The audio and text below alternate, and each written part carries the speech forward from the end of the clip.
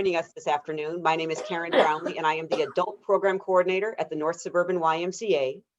In that role, I bring a variety of programs to adults in our community, including social networking opportunities, donation drives, brain games, and the adult education series, which you are attending today. It is my pleasure to welcome you to Great Nutrition Habits for the New Decade, hosted by Anna Harris. Anna is a personal trainer at the North Suburban YMCA and also a certified precision nutrition coach. She coaches individuals and groups helping people to live healthier. Anna also teaches a variety of exercise classes at the Y and has been a presenter with the Adult Education Series for several years now. We will be recording today's session to make it available as a podcast on our Y's website. So if you are a Y member, you'll be able to reference it down the road as well. The Adult Education Series programs typically last an hour, and Anna will take questions at the end of her presentation. If everyone could mute themselves during the presentation so that their background noise doesn't interfere with Anna's presentation, you can then unmute yourself when she opens the forum for questions. Again, thank you for joining us today, and a special thank you to Anna for your time and for your effort in putting together today's presentation. Now I will let Anna teach you how bite-sized habits can enable lasting changes. Take it away, Anna. Thank you for that introduction, Karen. I'm going to share my screen. Let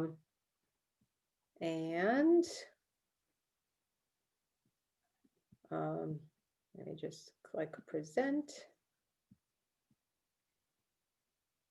All right.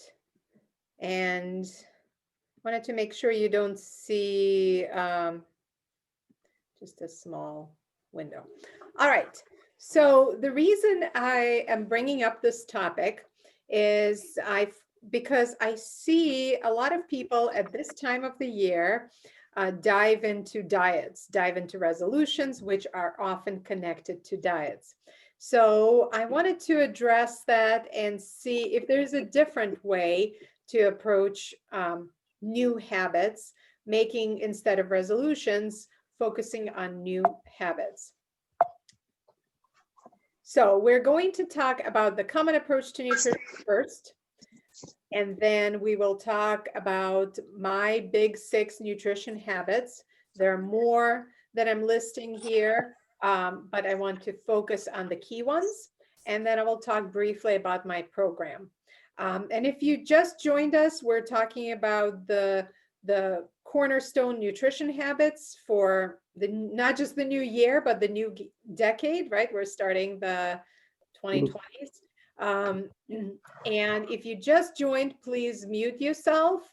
I'll take the questions at the end of this presentation, and it's also being recorded. So the common approach to nutrition is dieting and restriction. A lot of people, right, especially in the beginning of the year, it's really, really popular in January, start going on a new diet. In the US, more than 45 million Americans go on a diet each year. So I just wanted to put that in perspective for you. That's more than the population of Texas and Illinois combined. So it's a lot of people do it every year. And the way people approach it is usually looking at restricting a certain ingredient because they blame that nutrient for their weight gain. So majority of people restrict sugar. Carbs are another big one, as you, I'm sure, have heard. Fats are also big on the list. There are some other sources, you know, things like more specific, like gluten. Some people even restrict protein. But, and I've done that presentation before, and I might do it again later throughout the year when I talk a little bit more in depth about different diets. The one thing that all the diets have in common is restriction. You're basically eliminating something, and that creates a caloric reduction. So that creates that caloric deficit that helps people lose weight. And specifying what and how you eat leads to more awareness. So that is one positive of dieting, because you're more focused on what you're eating and how you section each nutrient. And also the diets encourage physical activity. But one tip I can give you is ask yourself, can I do this for life? Is this sustainable? Is this a way to eat? And am I seeing results from this long term? So when I ask myself this question, and I've tried several diets as well, it's not sustainable. That's why my focus is on building habits and instead of going on diets. So one big reason is that how you eat is about you. You have a unique biology, you have unique environment, you have unique habits, things you're used to. So you're not like everybody else to put you on the same exact program to work for you, right? So you have to ask yourself how it's working for you, and you have to focus on things that work for you, starting with awareness. So the factors, as I've mentioned, you're unique, right? Because there's so many factors that influence how we eat and what we eat. The biggest factor is biology. So it's how hungry you are, how much appetite you have for something, your taste preferences. Everybody has different taste buds. Your economic status is going to affect how what kinds of foods you can afford. Organic food, for example, is more expensive, or proteins are more expensive. So that's going to affect how you buy things, but also availability is important. So for example, certain vegetables or fruit are only available at certain seasons, and although they're available frozen year round. Physical determinants are important too. Whether you have access to something, whether you know how to cook. Not everybody likes to cook, not everybody knows how to cook. Planning skills are important too, and we'll talk about that a little bit later in one of our habits. And then time is really important. Finally, your social environment, your family, your friends, things you see on TV that influence you, the meal patterns, and your culture, your Did I get a piece of background. Kleenex and lose Yes, it? I did. Gave you If one. you don't mind, can you please mute your No, microphone? So the bottom line is we're too unique to follow the same diet. And one factor I'm not addressing in this presentation that is going to be affecting how you eat is stress. That's something that I think deserves a special mention and a special presentation, which I've done before. But stress is a big factor in nutrition, and it leads to poor nutrition. It leads to cardiovascular disease, metabolic disease, depression, anxiety, a host of other problems. And we can all agree, I'm sure, that stress is not good for your body. And the most, one of the best ways to improve your awareness is low down on that stress. So I'm just going to touch on that very briefly, and then I'll move on to our big 6 nutrition habits. If anybody's not muted, can you please mute your microphone? I'm just going to ask for one last time. So the reason I'm talking about habits, why am I focusing on habits? Number one, we are creatures of habit. There are a lot of things we do on autopilot that helps us. For example, brushing our teeth. We're used to brushing our teeth. We used to, you get in the car, you put your seatbelt on. That's a habit. So doing that consistently, you do that consistently for 2 to 3 weeks, and that habit becomes ingrained. So that's about how long it takes to build a habit. And you can think of something you do every day without thinking. And that's how we address nutrition with habits. You do it consistently over time, so it becomes automatic. For example, you drink a glass of water with every meal or before every meal, and you do it for 2 to 3 weeks, and then you're used to it. You won't even notice that you reach for that water because now it becomes automatic. And that's why I'm looking to build these habits so they can become automatic and part of your life organically. So diets, my bottom line point is that diets are temporary. They're not sustainable long-term, but habits are for life. And that's really the one best way to improve your nutrition. So habit number 1 out of 6 is focusing on one thing at a time. So you can do one small thing, so you prioritize that, and you're not all over the place, and you can focus. You know, we cannot focus on 3 things at the same time, even though I know many of us are multitaskers and we like doing multiple things at the same time, but the results are better when you focus on one thing at a time.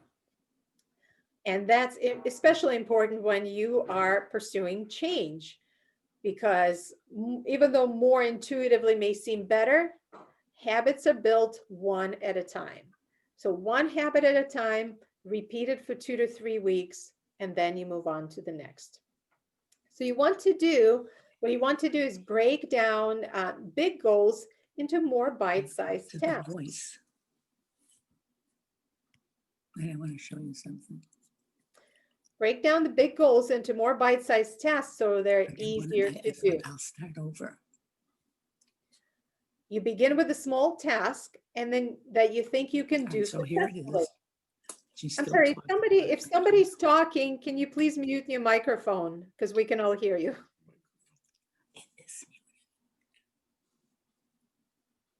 Thank you. So you begin with the one small task that you think you can do successfully. Be very specific about that, and then you move to the next. But you have to keep pursuing that task until you're used to it and you're comfortable retaining it before you move on. You have to stay patient, and you have to stay consistent. And if there's a setback, let's say you're trying to add a vegetable to every meal, and you do it every day, and then one day you just don't. You don't feel like it, or you forget it, and you might feel bad about that. But it's a small setback.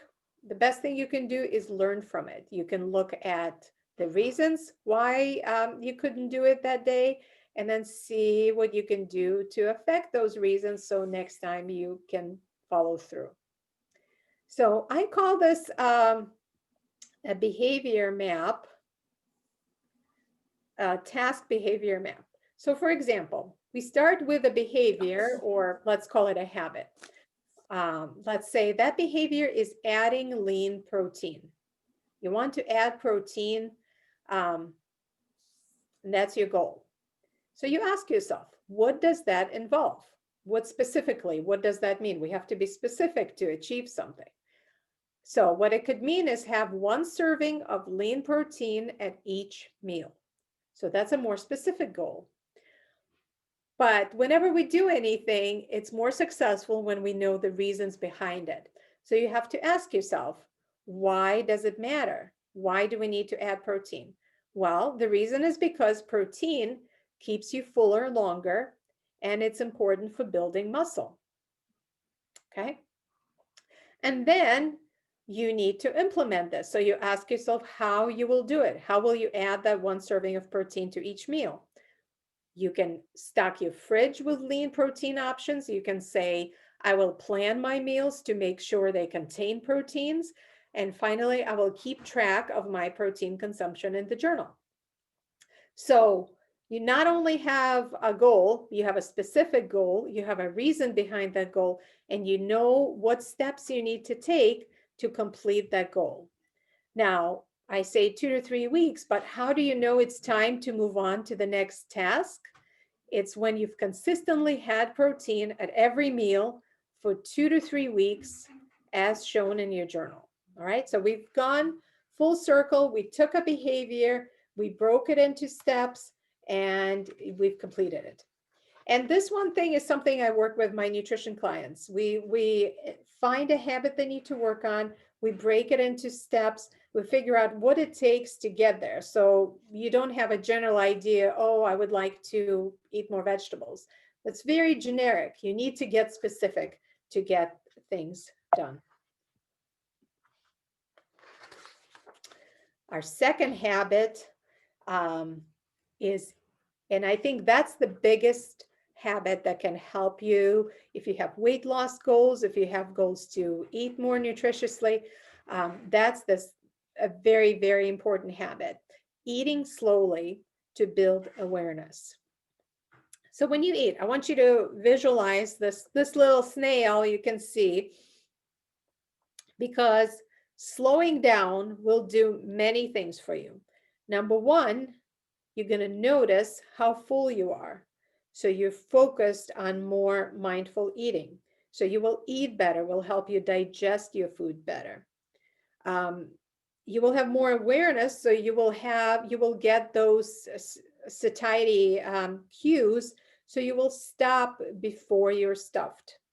And the reason for that, it takes about 20 minutes for your stomach to send the signal to your brain that you're full. So if you eat your meal in 10 minutes, you might eat a lot more than you need, because you won't know that for another 10 minutes.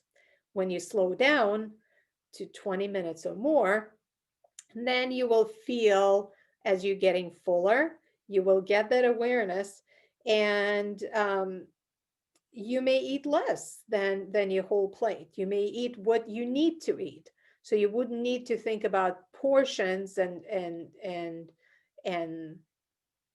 section your plate in any way, because you will eat only as much as you want to eat, because you will get your internal cues when you're full. So being in the moment will help you think about what and how much you're eating.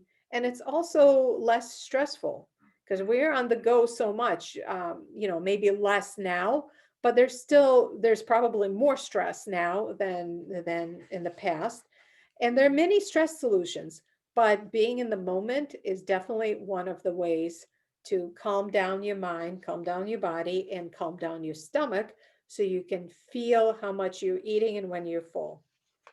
And awareness is really the best diet in the world, because when you're on a diet, you're overeating, your body tries to find that happy balance. Our bodies are always trying to find that homeostasis, the balance. So it's going to move you to that happy balance.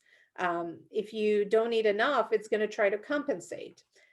If you're feeling bad, guilty, or depressed when you're not adhering to the diet, that's an extra stressor. Instead, you can tune into what and how you eat to improve your nutrition and stay on track, and keep track of what you eat. Tracking what you eat is one of very helpful tools, because that helps you see at a glance what you're eating, how much you're eating, how often you're eating, and that can help you make changes, or just as simple as recognize patterns. For example, you might see that you're snacking too much after a stressful call with somebody. So being prepared is one thing, but recognizing what happens when you overeat, for example, that's really important. And so that awareness is key. And you can track in a journal, you can write it down on paper, you can take pictures. A lot of the times I would just take a picture of my meal, and then at the end of the day, I will look at them and see kind of what I'm seeing when I took that picture, what was around me. That is really helpful to see how you can eat better. You can slow down, right? When you're tracking, you're slowing down, so you're reflecting. And I also wanted to mention the multiple apps that help you do that. The most popular ones, the three that I know that are most popular, MyFitnessPal, Lose It, and LifeSum. And they all have different benefits. MyFitnessPal is definitely the one with the largest database. So if you're looking items from restaurants or stores, you can scan something. It has obviously huge database of fresh items. So that's the advantage. Lose It is another popular app that is very similar. And then LifeSum is just a little bit more about habits, a little bit more cutesy. But there are many, many other apps available. It kind of depends on your favorite format, but you don't have to, track on paper or track in the app. You could do as simple as take a picture of something. The portions, knowing your portions is helpful. That awareness is key, but knowing the portions kind of giving you a guideline of sort of how much is appropriate for you. So you don't have to pull out any measuring cups. You can use your hand. And the reason for that is your hand is always with you and your hand is proportionate to your size. For women, it's going to be 1 of everything. For men, it's going to be 2 of everything, and that's for each meal. So if you're looking at protein, your portion size is your palm, and that does not include your fingers. So it's just this round area, as you can see on the image. For vegetables, it's a fist. And you can certainly have more than that. For carbs, it's a cupped hand. So whatever amount of rice 1 serving is how much you can cup in 1 hand. It's a lot less than we normally see at restaurant portions, especially. And then for fats, it's a thumb. All right. So that's, again, is much smaller than the amount of cheese, for example, people often consume. So I wanted to share some of the strategies to slow down, because it's easy to say, okay, well, just slow down so you get more in tune with your meals, but how do you do that? One of the easiest strategies is to time your meals. So you can get a baseline and then increase from there. So for example, you will say, okay, I'm going to plan 20 minutes for lunch, and I will try to eat as slow as I can to last 20 minutes. You can do something in between bites. Easiest thing to do is put down your fork. So you take a bite, put it down, chew, and don't lift it until you're done chewing. You can also take a couple slow breaths after each bite. You eat, chew, take a couple of breaths. It will also help with some built-up stress. You can take a sip of water in between your bites, or you can talk. You can ask somebody a question. So that all would add a little pause, so you will help kind of put the brakes a little bit more on how fast you eat. One of my favorite strategies, if you've ever gone wine tasting, you sip, you look at the wine, you smell, you kind of use all your other senses. So one of the strategies to eat slower is to approach it as wine tasting. So savor that food. So really taste it. What flavors are you tasting? What does it smell like? What does it look like? That will help you get a little bit more in tune with what you're eating, enjoy your food, or maybe reevaluate what you're eating, and take a little longer to eat, and maybe stop, not eat the whole portion, but stop when you're full. Maybe it's the full portion, maybe it's less. I also recommend that you eat without distractions. A lot of people eat with their phone, with TV on, with paper, and it's kind of like an autopilot, right? It's that automatic behavior of having something when you eat. But what if we took that all away and just focused on food? That will help you build more of that nutrition awareness and slow you down. Another strategy is to find somebody that is a slow eater. If you have kids near you, especially little kids, they are notorious for eating slowly, and kind of don't push the peas to the side of the plate, but pacing yourself to somebody that is a slow eater is a great technique. And then note, keep track of how when you eat, and note when you're eating faster and why. What are the things that make you eat faster? Obviously, lack of time. It might not be the right time to eat. but you need to make time for those 20 minutes or more. So as you know, you can get your internal cues when you're full. There are actually apps available to help you slow down. There's an app for everything these days, right? So a couple of the ones that I found helpful: Time Your Bites. Mindful Bites is an excellent one. There's one called Eat, Chew, Rest. And then there's one called Am I Hungry? And as you can imagine, there are many others, but those are the ones I found most helpful, especially Mindful Bites. I highly recommend that one. All right. So eating slowly is actually going to help you with our next habit, eating to 80% full. And that is one lesson we take from blue zones. If you've been to my presentation on blue zones, those are the areas in the world where people live past 100 years old and in a healthy way. So one of those areas is in Japan, in Okinawa. Those people in that area are famous for having the longest life expectancy. Men live to about 84 and women live to 80, and that's an average. And they live in a healthy way. They suffer very few diseases. They keep moving. They're aging, but they're aging really well. And one of their big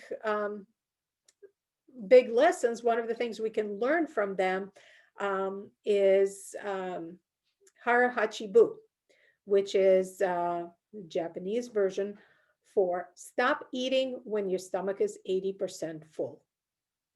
So they end up eating fewer calories than most people, and they stay healthier longer.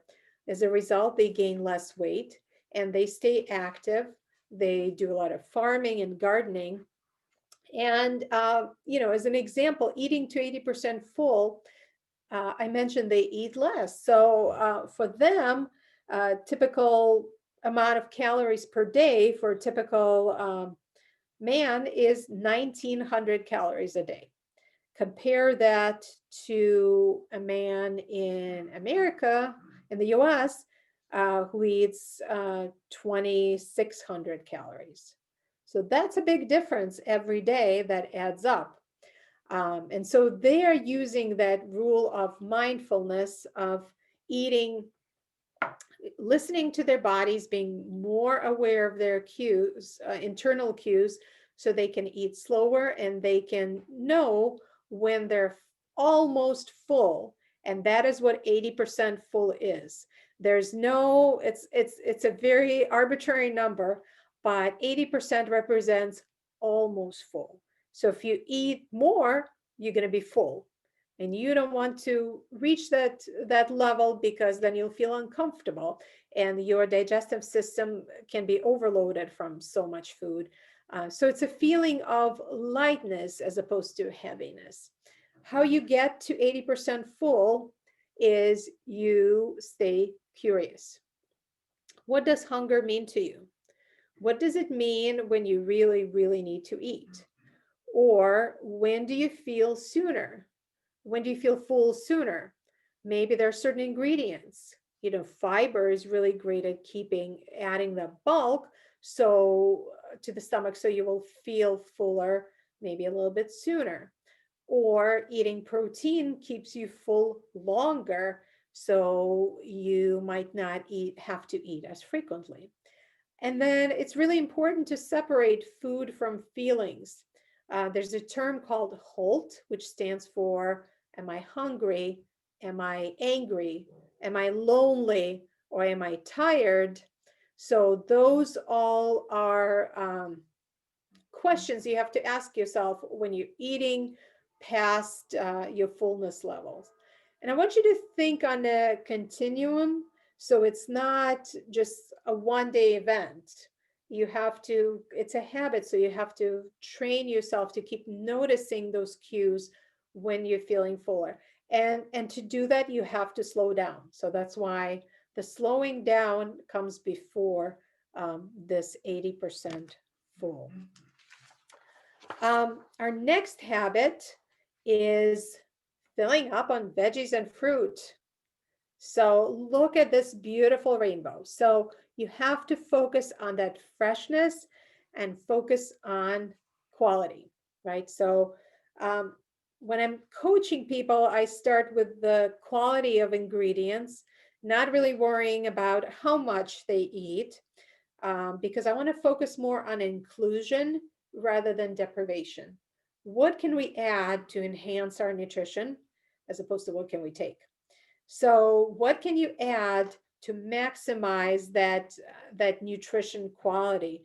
And that is fruit, that is veggies, that's the vitamin packed produce. So you want to get all those beautiful colors from fruits and vegetables. Why is it important to have that habit of having your fruit, having your vegetables with every meal? Number one, it's a great source of complex carbs. That means they're packed with fiber, they're packed with water, and that is really important for your body. It's really important for your stomach to function better, for your digestion to improve, and for you to stay hydrated. You know, a lot of the water that we're supposed to drink throughout the day, a lot of it comes from vegetables because they contain a lot of water and they help you stay hydrated. And we need that water. You know, so much, majority of our body is water. The vegetables and fruits are also low in calories. So you can get a bigger bang for your buck. You can stay full and you can eat more of those vitamin-packed fruits and vegetables and not eat as many calories. So that won't add to your caloric balance. They're also low in fat. There's minimal fat. They all differ, of course, but there's minimal fat in vegetables and fruit. And then some people say, well, fruit is a lot of sugar, but the sugar that's contained in fruit is a natural sugar that's digested quickly versus added sugar in snacks. So there's a very important differentiation. And they add a lot of value to your body. If you eat more fruits and vegetables, you're going to feel more energy. You're going to get more nutrients, more water, you improve digestion. So all these positives, all that value that you add. And portion size, you know, I've mentioned already for vegetables is 1 fist, but you don't have to stop there. You can get more. And these colors are really important because, you know, if you think about what you're eating, look at your plate. Is it a lot of white and brown food or are there colors? And these colors are really important because that's a sign that they contain phytonutrients. Phytonutrients are antioxidant and they're anti-inflammatory. They reduce the risk of a lot of diseases, they lower bone loss, and they're really incredible for your immune health, which is very important these days with the virus especially. So examples of some of the phytonutrients are carotenoids. The only problem with them is that they're very hard to pronounce, huh? So examples are in color. So carotenoids are orange and red. So you will see them in carrots, tomatoes, oranges, pumpkins. Ellagic acid, they're red. So you will see that in strawberries, pomegranates, walnuts too. Resveratrol is really an amazing phytonutrient. It's found in grapes. It's purple and dark. So it could be in grapes, it could be in peanuts, it's in dark chocolate, it's in strawberries. Flavonoids are really found to be helpful in boosting immunity. And they are in onions, in ginger. And ginger, by the way, is something that people in Okinawa eat daily. They're found in grapefruit, in green tea, which is a great probiotic, by the way. They're found in apples. Phytoestrogens in a variety of colors. And glucosinolates in broccoli, cauliflower, Brussels sprouts and cabbage, so a lot in that family. Most people don't get enough phytonutrients. As I mentioned, if you look at the plate is often just white and brown. But if you add color, you get so much out of it. People don't get enough greens. 31% of people in the US don't get enough greens. 22% don't get enough reds. You know, people get some from tomatoes, from strawberries, but they don't get enough. 21% don't get enough yellows and oranges. And so the list goes on. So to maximize your health, eat 1 cup of color with every meal, not just each day, but look for it with every meal. And I mentioned how when I work with my clients, I look at adding and I look at focusing on quality, right? Quality, I'm not worried about quantity right away, focus on quality. And what I mean by that is aim for the bullseye of ingredients. Your body doesn't absorb all the nutrients that you eat from the food you eat. And that is especially true as you age. You get a fraction of those nutrients. Pairing foods together helps with absorption. For example, you can add iron and vitamin C. So like spinach and steak, you will absorb a little bit more iron and more vitamin C if you pair them together. But the most important thing you have to ask yourself is your food close to the source? Is it bullseye? So I'll give you an example with a potato, okay?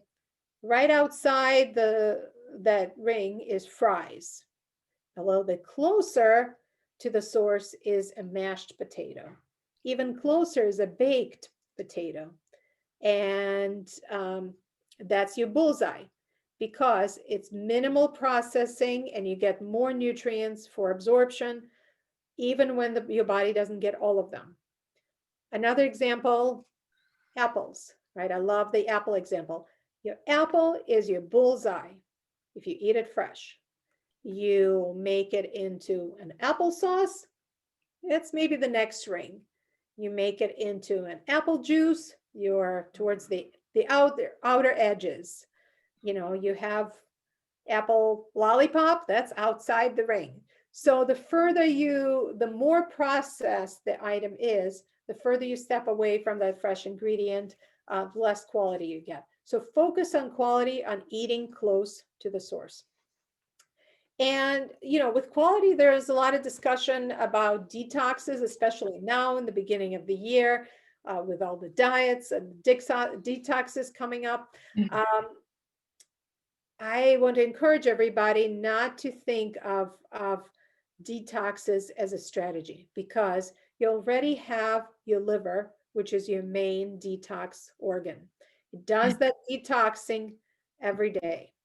Now you need very important amino acids, which you get from protein to help that detoxing. And it's needed daily. It's not just on special occasions. You need this needed daily. And besides protein, one thing that helps your liver detoxify your body is probiotics and prebiotics. They're both necessary for a healthy gut. So you can get it in a pill form, which is usually where you get the optimal dosage, but you can also get it from food. Prebiotics are the bacteria that feed probiotics. So if you eat those, that will help you get more probiotic type bacteria that will help you detoxify the body. So some examples, prebiotics, garlic, onions, asparagus, are very popular prebiotics. Probiotics, yogurt is a very common one, but it's pretty much anything that is fermented. So it could be olives, it could be kimchi, miso, soy, sauerkraut.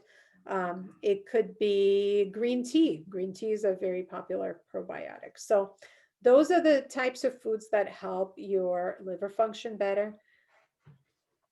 All right, so let's move on to habit number 5, which is plan ahead to stay consistent.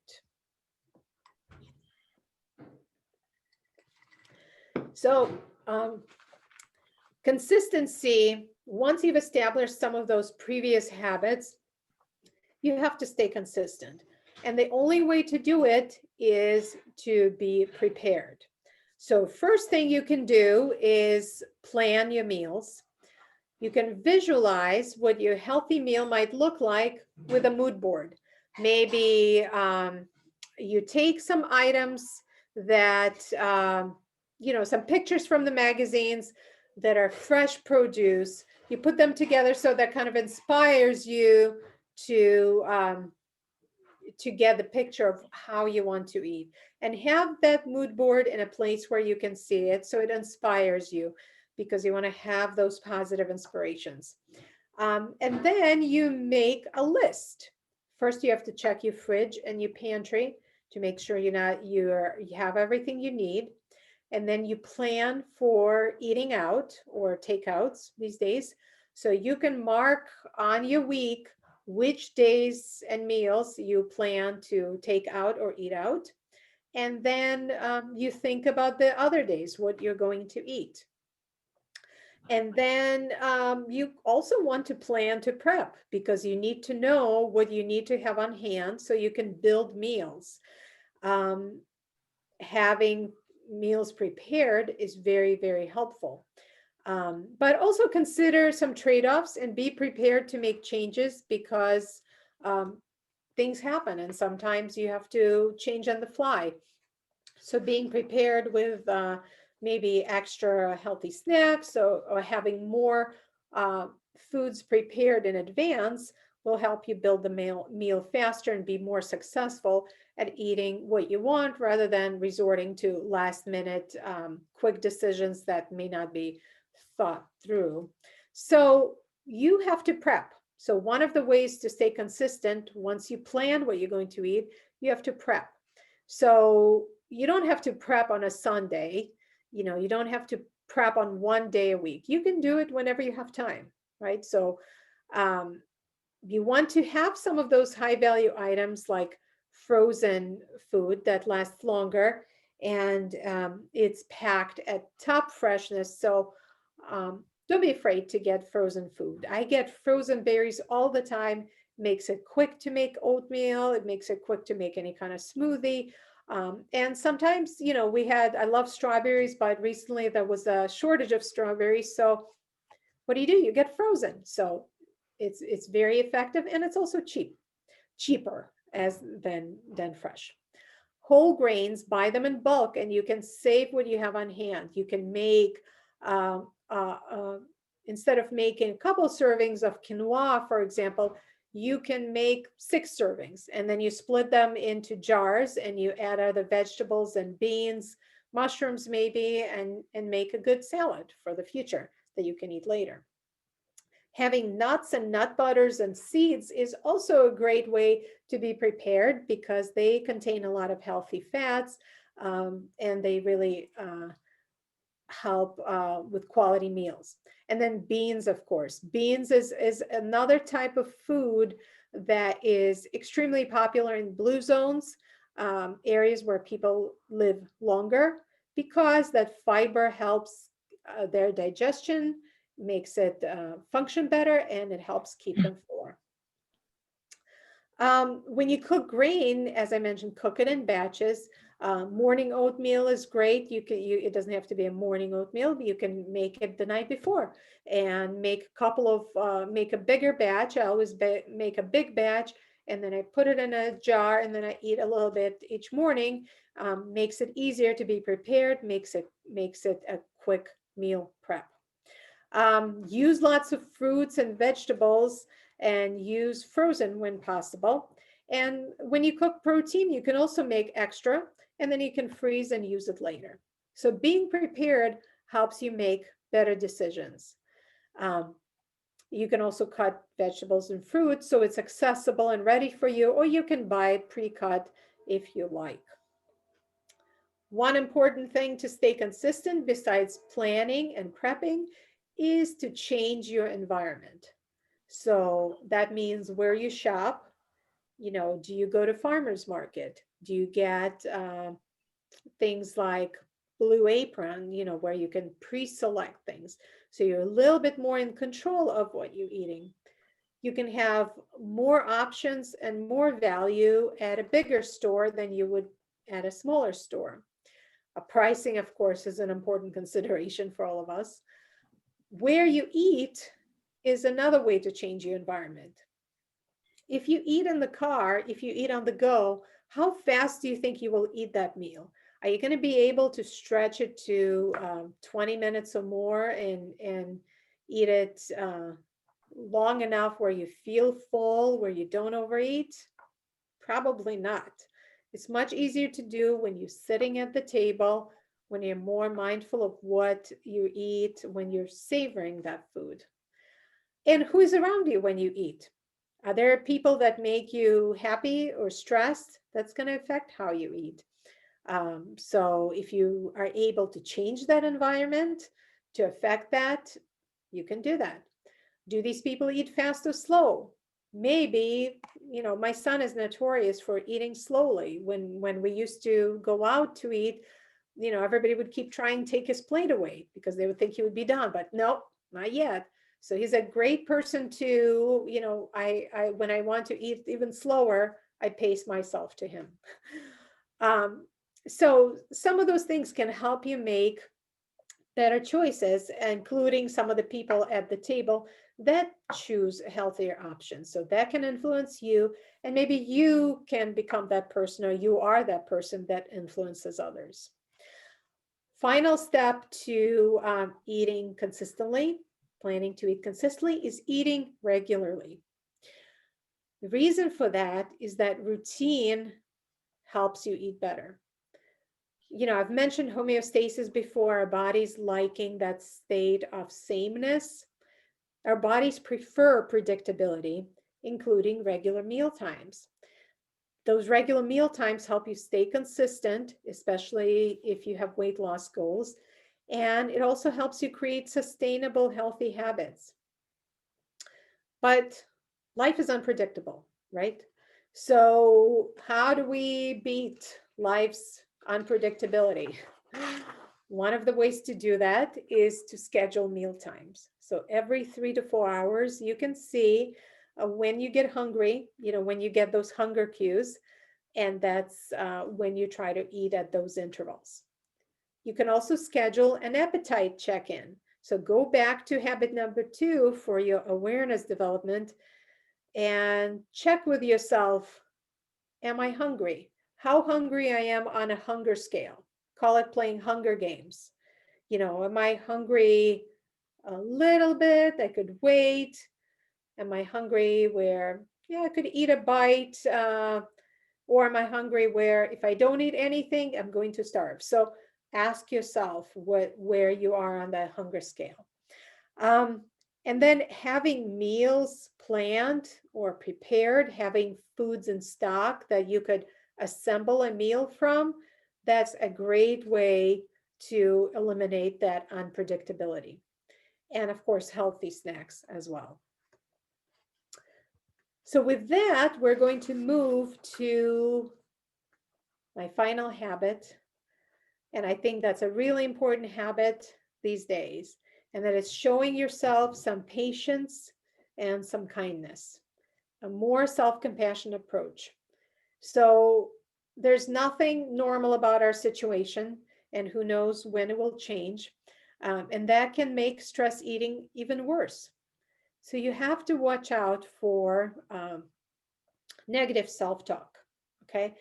So really beating yourself up about not eating healthy or eating too much or forgetting to eat.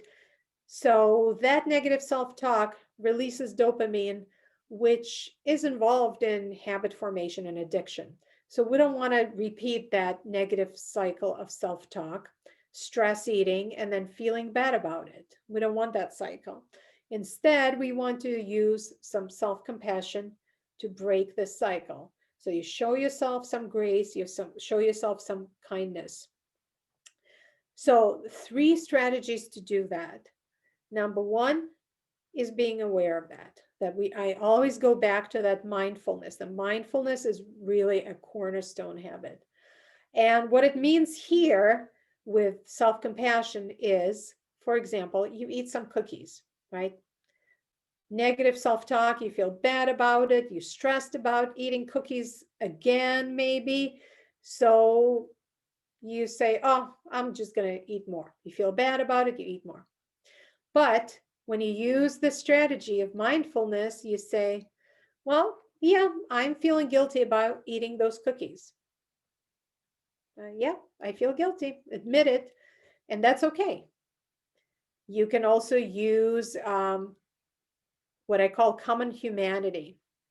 A lot of people probably can't resist cookies. I'm not the only one that's eating cookies right now. And finally, show yourself some self-kindness, saying, all right, take a breath. It's okay to eat one cookie now. Now, using those strategies doesn't mean it's a license to eat cookies all the time whenever you're stressed and be okay with it, because that will become a habit of eating cookies, right? And that is not necessarily a healthy habit for the new decade. But my point is, showing yourself some compassion is going to release some of that stress, so you're okay with it for one moment, and you can move on from here and do better next time, okay? So I want you to remember that as you work on all the other habits. So if you're looking for more, if you are interested in my approach, which is a precision nutrition approach based on habits, it's not based on diets, it's not based on meal plans, because you are all unique, and what is going to be right for you is not going to be right for me or anybody else. So we set personalized goals, and I focus more on coaching rather than giving you meal prescriptions, so you can decide for yourself what's right for you. And I'm going to guide you step by step to achieve those goals. What I provide is accountability, so you know there's somebody in your corner, and support and motivation to keep you going. And that can be done either one-on-one, or it could be done in a partner setting. Maybe you have a friend that you want to work with together on that, or even a small group.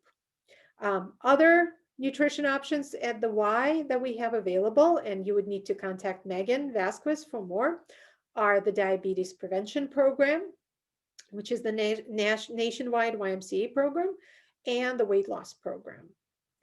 But if you are interested in nutrition coaching with me, one-on-one or in a group, please let me know. And you can always find me at the Y, or ask questions via email if that is convenient for you. So at this point, I'm going to stop the share and invite you to unmute yourselves and ask any questions that you have on this presentation.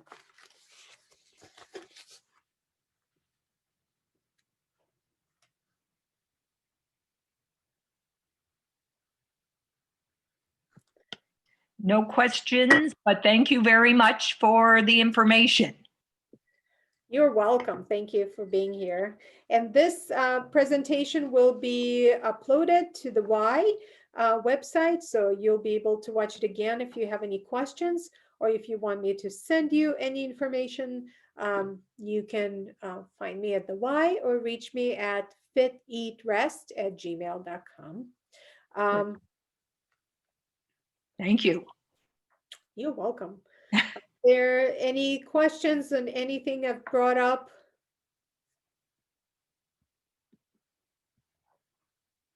Thank you, Perry.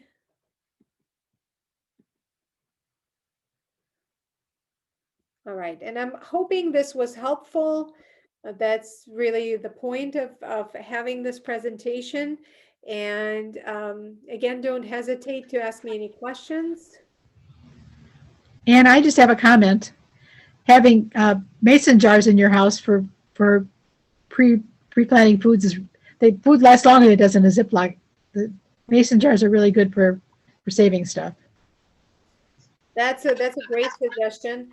And yeah, glass is definitely better for containers. And now, January is a great time to stock up on any containers. There are a lot of container sales. And having that packaging is a great way to be prepared, because if you have something to put your prepped food in, you're one step ahead. Thank you for that suggestion.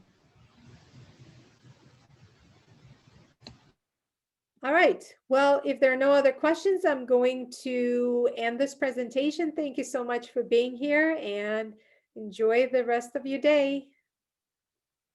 Thanks. Take care, Anna. Bye-bye. Thanks a lot.